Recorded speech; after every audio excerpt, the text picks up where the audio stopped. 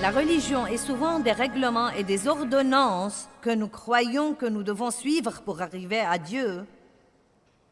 Mais la vraie relation avec Dieu est sur la base de ce que Jésus a fait et de savoir que nous ne pourrons jamais être assez bons pour mériter une relation avec Dieu.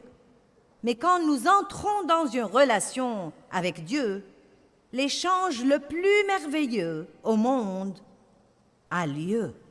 Nous avons l'occasion de lui donner tout ce que nous avons, et qui est normalement moins que rien. Nos soucis, nos ennuis, nos angoisses, nos douleurs, nos souffrances, nos cœurs brisés, nos péchés. Et lui, à son tour, fait l'échange et nous donne tout ce qu'il a et nous donne tout ce qu'il est.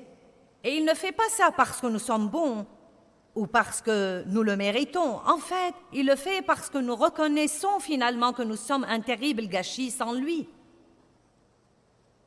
Nous avons tendance à être très indépendants. Nous voulons avoir l'impression que nous gagnons et que nous méritons. Nous grandissons en apprenant ce système-là. Mais dans l'économie de Dieu, tout vient par la grâce, par la foi. Même votre grande foi n'est pas le prix qui achète les bénédictions de Dieu. Votre foi est la main qui reçoit simplement ce que Jésus a déjà payé. La Bible dit que tous ont péché et n'atteignent pas à la gloire de Dieu, tous. Pensez à une ligne à haute tension.